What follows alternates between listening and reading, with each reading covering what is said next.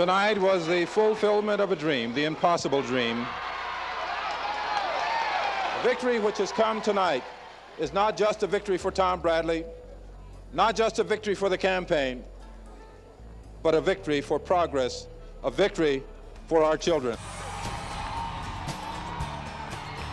Tom Bradley made history. He was the first African-American mayor of a major American city with an overwhelming white majority. His election transformed Los Angeles and was a defining moment in America's political history, the realization of the dream of creating coalitions to bridge racial divides.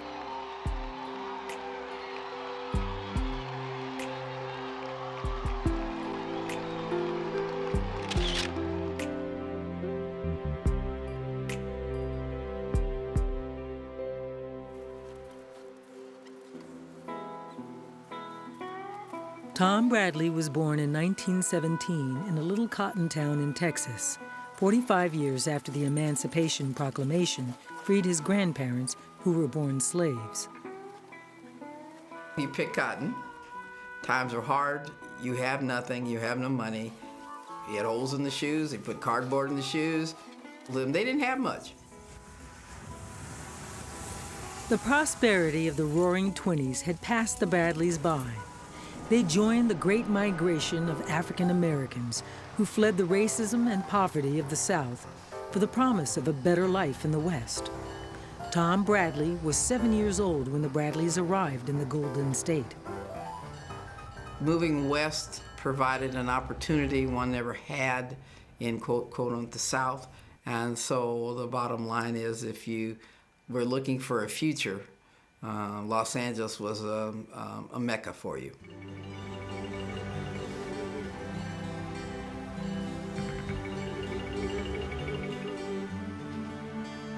It was a community, most of it centered in South Central Los Angeles. Everybody knew everybody. The kids knew each other. Because you lived in this tight-knit community, you never had to worry about yourself or your back then, because everybody else was in the same boat and condition you were in. South Central Los Angeles, a community only a few miles from downtown, was majority African American, living side by side with Jews and Japanese Americans. Los Angeles was always a diverse city with people coming from different parts of the country and different parts of the world. But it really prided itself on being a white city and a segregated city, and this was really essential to the idea of marketing the city. And so there were concerted efforts to keep African Americans, Japanese Americans, and other people of color shut out of most neighborhoods throughout the city. So for Tom Bradley, even though the African American community lived in segregated communities in the 1930s and 1940s, they're achieving higher education, they're becoming skilled tradesmen. There's a very high bar of expectation about what you can do, what you can achieve, and who you can be. The times were hard for everybody, but he seemed to be having an inner drive to succeed. So even with all of the obstacles that were there, he was always single-mindedly focused on making sure he got an education. Tom was a unique individual, all-city football player, tackle, Polytechnic High School, tall, handsome man that attracted a lot of attention. He was identified at an early age, I'm talking about high school and college, as a potential leader. Bradley chose to attend Polytechnic High School, a predominantly white school known for its high academic standards. He became the first black member of the Ephebian Honor Society and decided to pursue higher ambitions. I ran for the office of president there at the school simply because people said, you can't do this. We were a student body of 1,500 with 100 black students. And the notion was that no black is ever going to have a public office in that school. And I was just determined nobody was going to set the parameters for my life. Tom Bradley was a star athlete in high school and earned a track scholarship to UCLA. When he showed up for class in 1937, he was one of only 55 African Americans in a student body of more than 7,000. He was a friend and classmate of sports legend Jackie Robinson. While UCLA welcomed gifted black athletes, racism was a fact of daily life. All of the fraternities and sororities were segregated. There were no colored teachers. There were no colored administrators. We couldn't live in Westwood. The few blacks who went to UCLA had to carpool. Well, I happened to be driving an old Nash. I charged 10 cents each way to Westwood and home from Westwood. At UCLA, Bradley joined Kappa Alpha Psi, the national black fraternity, an important social network that benefited him throughout his career. On an impulse, he took the civil service exam to become a police officer. The job paid $170 a month, good money for a black man in 1940 in Los Angeles. He left UCLA, married his high school sweetheart Ethel May Arnold, and started a family. My dad was a great dad. He was always there for us. He puttered around the house. He fixed a lot of things. Mother always had dinner waiting for her. We always ate at the table. You know, that old Father Knows Best TV series, it could have been us. You know, the Huxtables could have been us. But the reality of life outside the Bradleys' front door was something different altogether. We're still segregated. Even in Los Angeles, there's still a quote-unquote caste-type system. There were still areas that you couldn't go to. And so Mother and Daddy were both focused on moving us into an integrated area or making it integrated because we moved there. Leimert Park, where we wound up moving, had a special covenant.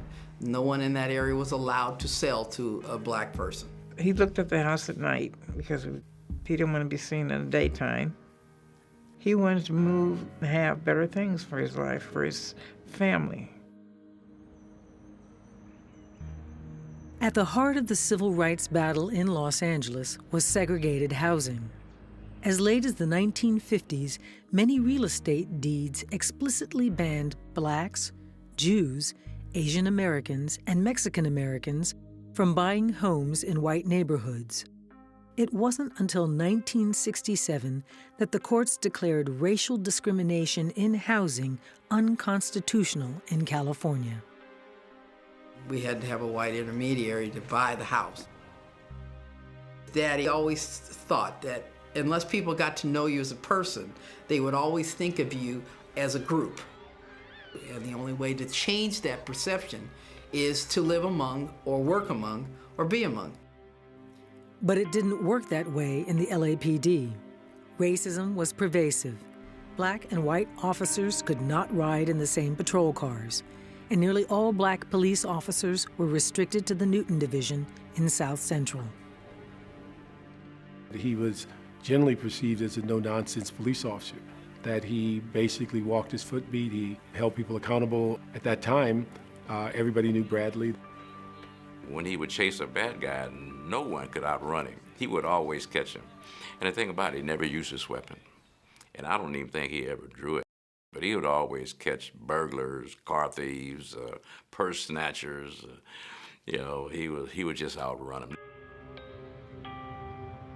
Bradley had been in uniform for 10 years when William Parker became chief of police. Parker's mandate was to clean up a corrupt LAPD. The chief's position was under civil service protection, and he could not be easily removed by the mayor or the city council. While Parker did clean up the department, he did very little to curb police abuse and misconduct in minority communities or to improve race relations among officers on the force. I told you Parker was a bigot.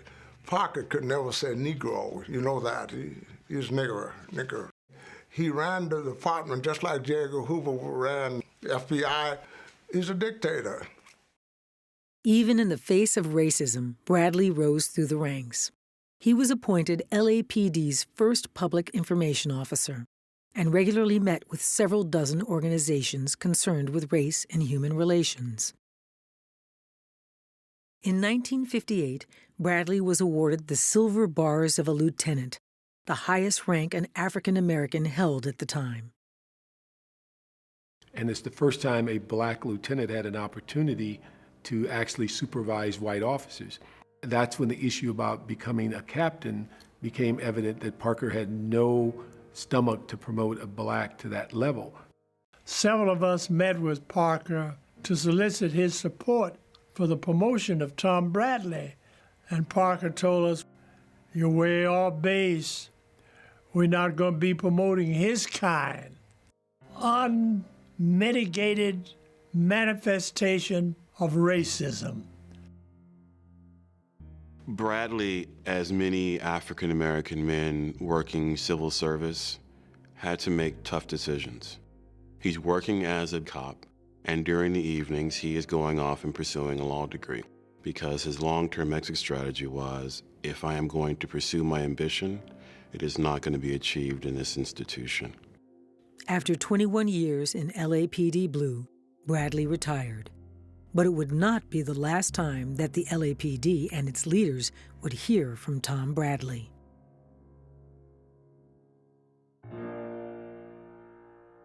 The focus of life for African Americans in the 50s and in the 60s revolved around the efforts of the black church that was very much involved in what we would call a social revolution.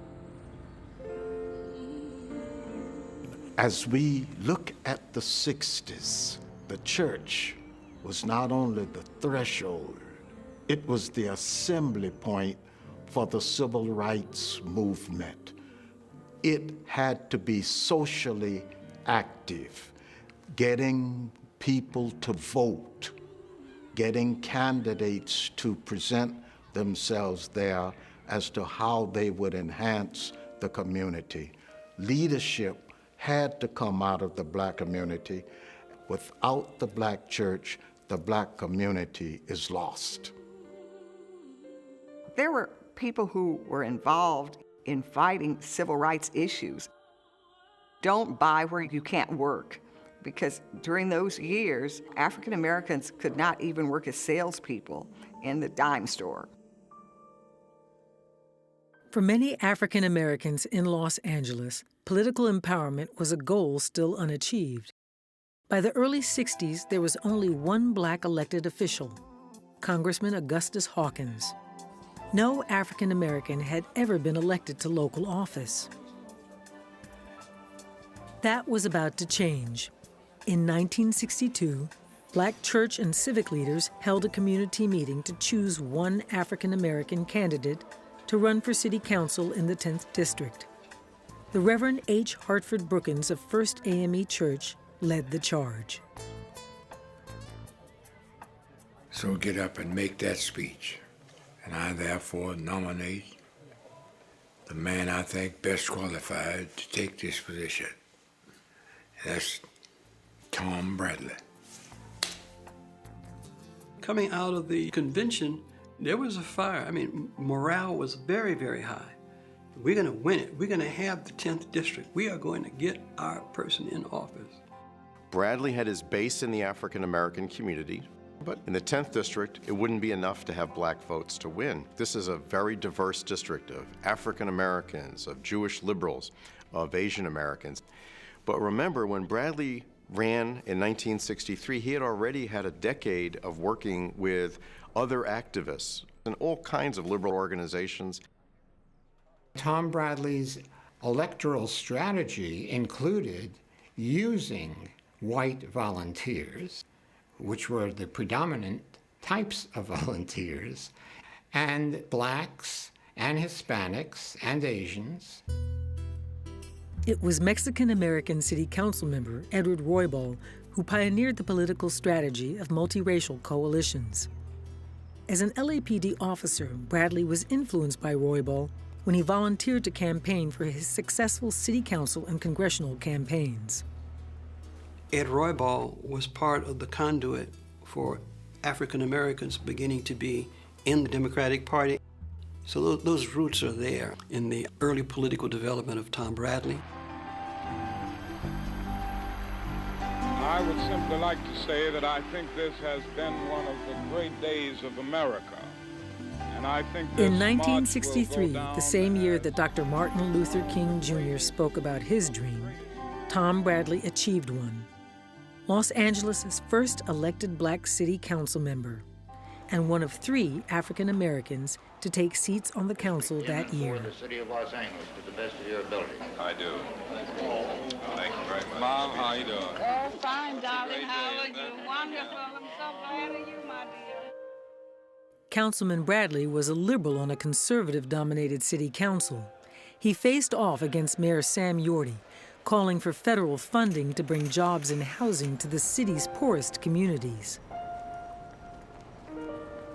The biggest thing the United States was doing in the 1960s was the anti-poverty program. In most big cities, the federal government was pouring funds in order to help. But Sam Yorty kept saying, we don't want federal interference. Councilman Bradley challenged Police Chief Parker's authoritarian rule and warned Parker of the growing racial tensions between the LAPD and minority communities. And then came Watts. It was a black neighborhood in South Central that prosperity had left behind. A hardcore ghetto at the boiling point, fueled by political exclusion, police brutality, chronic unemployment, a lack of public transportation, and bad housing. State law requiring the sale of homes to any person able to pay, regardless of color, was under attack. White organizations, led by various real estate groups, collected signatures for a referendum which would repeal the law. Martin Luther King came to Watts to spell out the meaning of the referendum battle, but the great majority of California voters rejected law-enforced non-discrimination in housing, the majority telling the Negroes to stay put.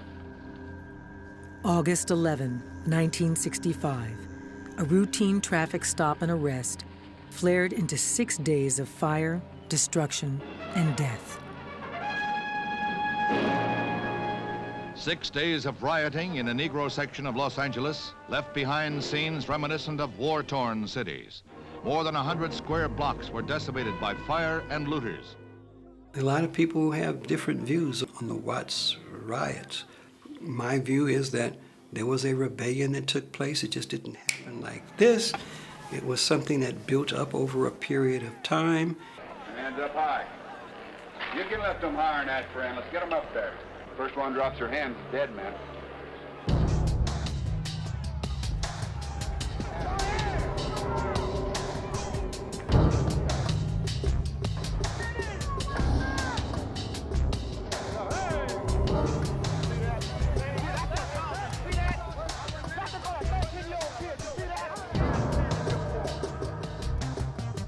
The very day the riots began, this was the headline in the Los Angeles Times.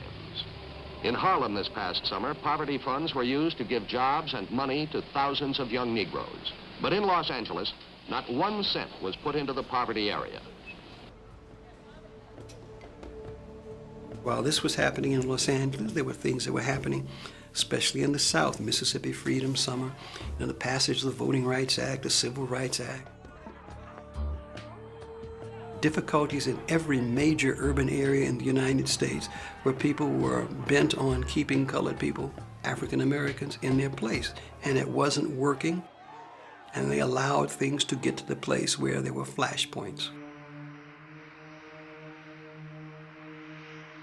A week after the Watts riots, Dr. Martin Luther King Jr. came to Los Angeles to meet with local leaders and the people of Watts.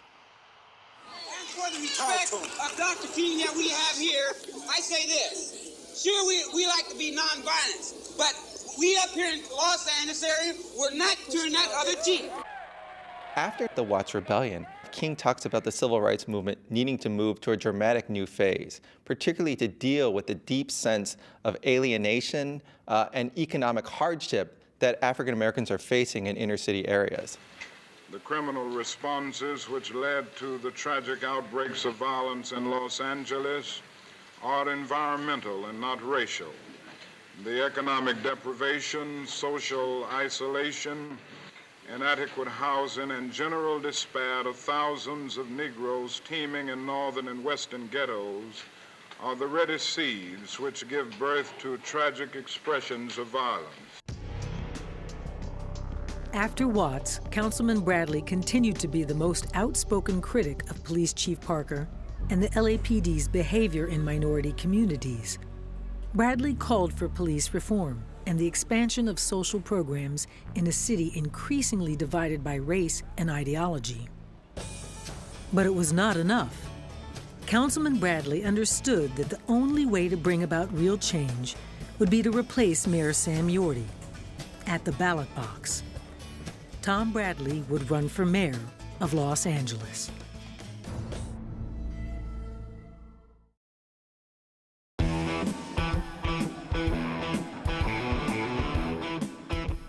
By 1969, the nation was in a turmoil of riots and protests over race relations and the Vietnam War. The year before, Dr. Martin Luther King Jr. was assassinated in Memphis. Robert F. Kennedy was assassinated in Los Angeles. In this climate of fear and uncertainty, City Councilman Tom Bradley chose to take on incumbent Mayor Sam Yorty and run for mayor of Los Angeles. We are a divided city today, divided on the basis of race and religion and on the basis of neighborhood, on the basis of age. And it's about time that we begin to pull together. This was not an election about political parties. This was about race. This was about ideology. It was about who was going to govern the city. It was going to be about what direction it would be. It marked the first strong coalition between black and white voters that had occurred in American urban politics really in a very long time. The 1969 election campaign had more volunteers than ever before in the history of Los Angeles. There were thousands upon thousands of volunteers. This is a picture of the coalition of Los Angeles, a coalition of conscience, a coalition of those people in this city who reject the politics of irresponsibility, who reject the politics of corruption, who are determined to see in this city a government that extends justice and dignity to every man. The 1969 campaign was for the heart and soul of Los Angeles. And because so much was at stake, emotions ran high. And Yorty ran one of the most vicious campaigns anybody had ever seen. In a very affable way, Mayor Sam Yorty has been running a ferocious campaign. He has smiled and spoken casually, but what he's been saying is that a conspiracy is about to take over Los Angeles if he's not elected. You believe there's a power combine of black militants, white radicals, communists, manipulating Bradley's campaign? I don't believe it. I don't believe it. I know it. It's very obvious here. Tom was red-baited continually, and any time anybody was called a communist, it was really like a pox on your house. It was very brutal. There would be television pictures practically every night showing another demonstration by black militants on a campus. So that was something that Yorty repeated in his ads. He presented it as a threat to America. But I must say I never expected it to stoop this low. He's now clearly made it a central theme of his campaign to deal in the art of fright and fear and the appeal to racism. The election was real lousy, death threats and everything else. And the black policeman formed a committee to go around. We were his security. There is just one issue in this election, race. Yorty is clearly appealing to whites who remember Watts and who fear more black violence. Would Yorty be better at keeping law and order or Bradley? A white mayor or a black mayor? Militants are being very quiet right now, and they're kind of laying back and waiting. They don't want to jeopardize Mr. Bradley's chances.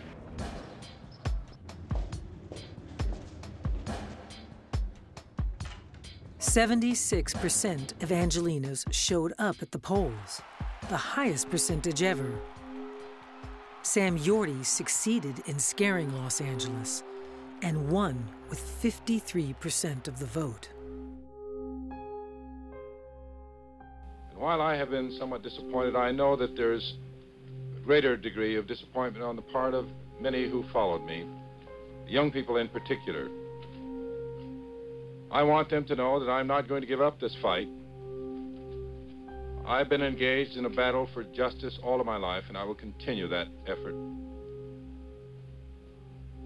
I hope that we can now begin the process of somehow getting over the kind of divisive tactics, the appeals to prejudice and fears that were so much a part of the closing days of this campaign.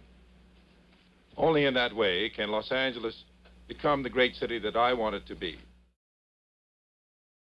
I asked the boss what made him run again, and he shared with me that he made it his business to get out and meet all the people of Los Angeles because he wanted them to be comfortable with him. The people of this city are going to be able to look beyond the question, the irrelevant factor of race, and look to the qualifications, the programs, the ideas that the candidates offer, and to say that we choose Tom Bradley because he's the best man. Then I think we will have done much for this country and much for the democratic process. The heart of the Bradley campaign was a relationship between African Americans and Jews. Jews had suffered a lot of discrimination in the history of the United States, but there was also a belief in liberalism, in just being open to equality. So when it came time to change Los Angeles, blacks and Jews, along with Latinos and Asian Americans, all had an interest in change because they were on the outside looking in.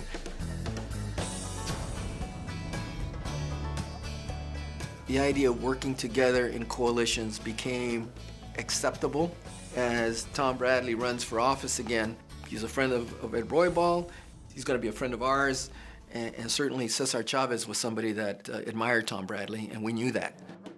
The student movement had a very important part in beginning to bring the communities together. So we were really breaking down the barriers. We got a Bradley headquarters in Little Tokyo in a very visible location. We got a lot of younger people, younger Asian Americans, aware of the importance of active participation in the democratic process. It was kind of an awakening in Los Angeles. We were a divided city, and it was Tom Bradley's campaign that brought these disparate groups together. This city is ready, not for a black man, not for a red man, not for a yellow man, not for a white man. It's ready for the best man, and that is Tom Bradley.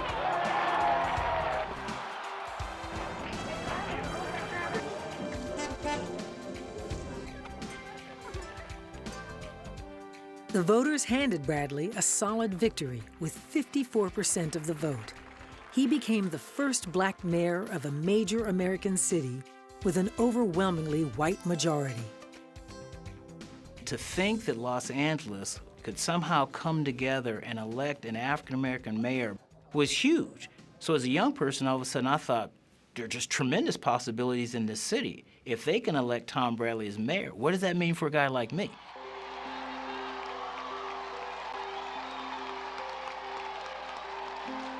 Tonight was the fulfillment of a dream, the impossible dream. The victory which has come tonight is not just a victory for Tom Bradley, not just a victory for the campaign, but a victory for progress, a victory for our children. Thank you very much. It was a coming together of the people. We were all related. It was one cause. It was one city. Oh, I'm swelling up because I remember. Wow.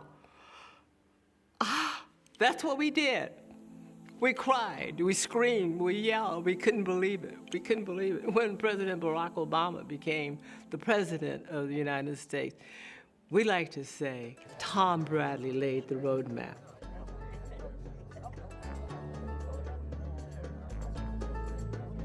The day after he was elected, the City Hall chambers was completely different. The furnishings were the same, the hallways were the same, but all of a sudden, there were no lobbyists. And so there was this immediate transformation from a lobbyist mayor to a people's mayor. We're here to serve all of the people. We want no favoritism extended to anybody because of their power, their prestige, their influence, or their so-called connections. Tom Bradley changed the policies on hiring people so that affirmative action became really institutionalized at City Hall. If you saw a Bradley Commission, there would be an African American, there'd be somebody who is Jewish, Asian American, Latino, there would definitely be women. And these were all people with real political standing, people who could go out into the community and sell a policy. The city of Los Angeles, under Tom Bradley, became the first major city to have a program for the handicapped, to have a special women's program, to have a special program for children. Tom Bradley held open houses on a regular basis where people could come and offer anything from complaints to comments about city government. It was clearly a symbol that the government here was going to be open, it was going to be responsive, and it was going to be accountable. Well, I'm a very complex man, I think, as most people are. Some people try to describe me as a liberal, others as something else. And I think it's impossible to describe a man in one term. On fiscal matters, I'm considered conservative, very careful about spending the taxpayer's dollar. On human matters, I'm considered a liberal. He said, I want you to be president of the LA City Fire Commission. And I said, sir, I don't know anything about fires. He said, he's kind of give that half smile and said, I don't care. The reason I want you there is because we have an all-white fire department and I want it to change now and fast.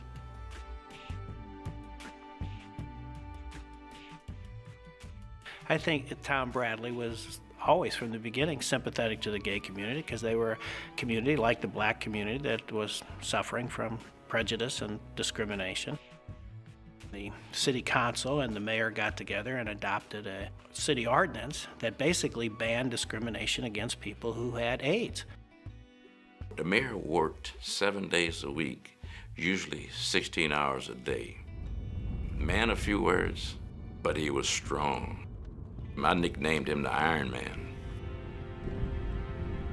By his third term in office, Mayor Tom Bradley had steered the city through the economic difficulties plaguing the state and the nation.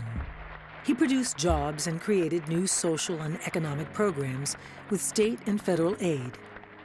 Bradley had become a national and international figure. He was shortlisted for vice president and the cabinet. And with his popularity at its peak, he cast his eyes beyond the new Los Angeles to become governor of a new California. One of the most spirited political races in the country this fall is for governor of California.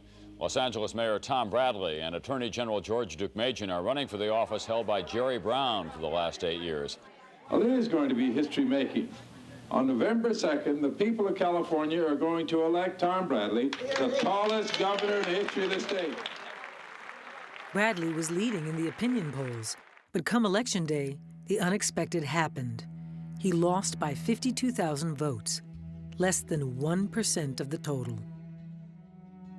And what it said to us was that people maybe want to say the right thing, that they were supporting Tom Bradley, but when they got behind the voting booth, they couldn't take their hand and stamp that name. This is just an inability somehow to believe that a person can carry out a responsibility. and you have in the back of your mind a question about race.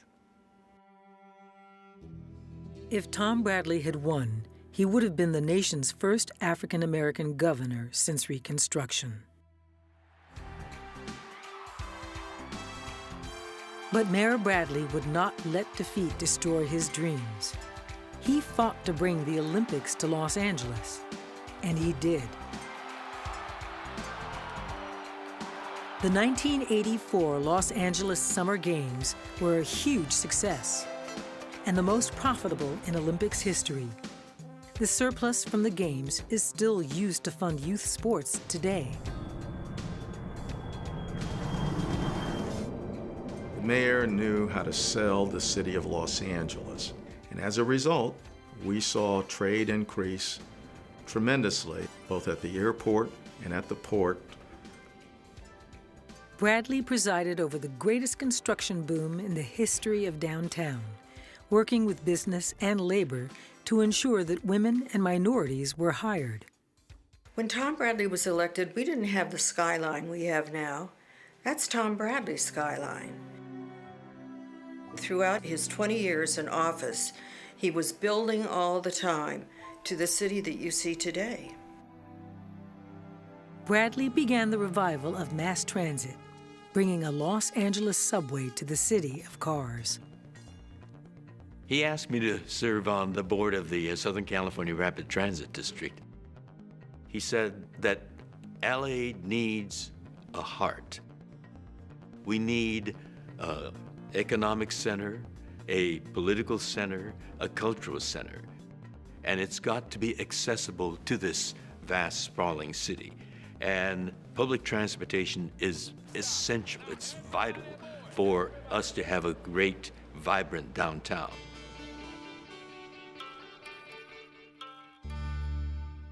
Bradley.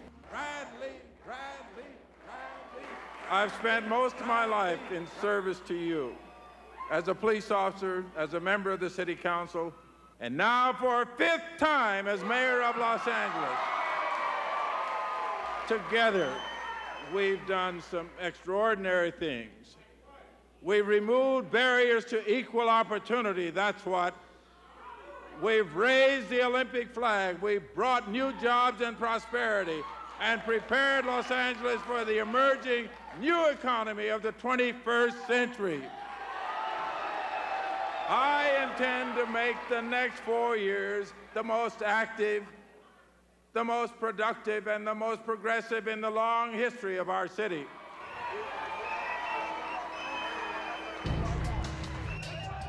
But once again, the police got in the way of progress. The LAPD was still a battleground, and Bradley and the police brass were on opposite sides. It was Chief Daryl Gates now, not Chief Parker. Gates' civil service protections meant Bradley couldn't fire Gates or even ordered changes to the LAPD's behavior in minority communities. Daryl Gates continued a long tradition of Los Angeles Police Department operating like an occupation force in the African American community. A very brutal, racist institution where it was, in my opinion, unofficially, if not officially, sanctioned. It's all right to beat the hell out of black people, especially African American men. March 3rd, 1991. LAPD officers brutally beat motorist Rodney King, and it was captured on videotape. The video was played and replayed around the world, and anger grew in minority communities. The mayor of Los Angeles lacks the authority to fire the police chief. He can only ask. Now he has. The public has lost confidence, in large measure, in Chief Gates since Rodney King was beaten. The chief has only one choice. He must step aside. The fervor in the black community to get Daryl Gates out of office really is escalating, and people are just enraged at Gates, demanding his resignation. We want Daryl Gates removed as chief of police. Gates must go has become the rallying cry of activists in Los Angeles minority communities. Gates has got to go. I am not going anywhere. I'm staying. The city charter gave the police chief civil service protection, which meant the mayor and the police commission could not fire the police chief without cause. And unfortunately, misbehavior in minority communities was not defined as cause for a civil service removal. Have verdicts been reached on... As the battle for the soul of the city played itself out between Bradley and Gates, the officers who had brutally beaten Rodney King were brought to trial. The verdict? Not guilty.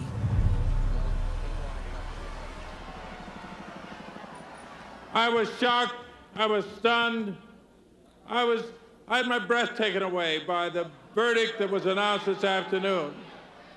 We have come tonight to say we have had enough. We don't intend that any of you should go out and burn down any building.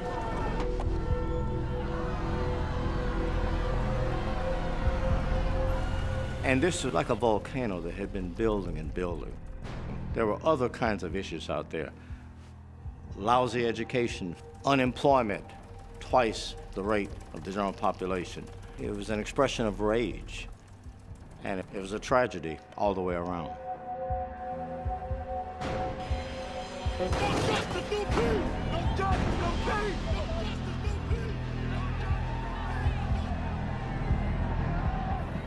I think it sucked a lot of his life out of him when that happened. When working all the hours that he worked being mayor, and watched a city that he loved so much that he dedicated his time in serving. And here he was watching it burn. I saw the pain in his eyes.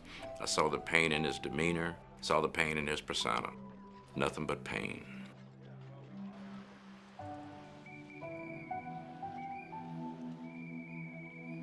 In the ashes of the civil disorder of 1992, it seemed as if the Bradley years would end in tragedy. But instead, only 6 weeks later, in a climate of fear, the Bradley Coalition came together and voted to pass Proposition F, to create civilian authority over the LAPD and to open the doors of the LAPD to the community for the first time, and thereby redeemed the promise of the Bradley Coalition at the very end. Tom Bradley had won an astonishing 5 elections for mayor. He did not run again. He was 75 years old and had spent 51 of those years in public life and public service. 5 years after he left office, he had a stroke. The voice that had spoken up so often for others was silenced. He died at age 80. Bradley's 20-year tenure as mayor changed the way the rest of the country regarded Los Angeles, and it changed what Los Angeles saw in the mirror of itself. His life was a testament to the promise of Los Angeles, the city where he was raised, worked, and loved.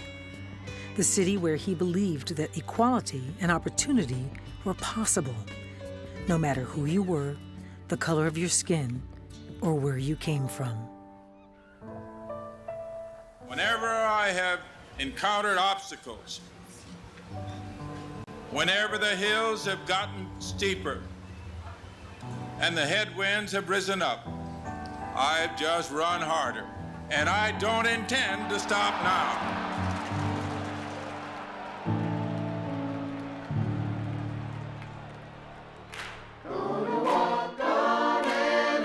Together.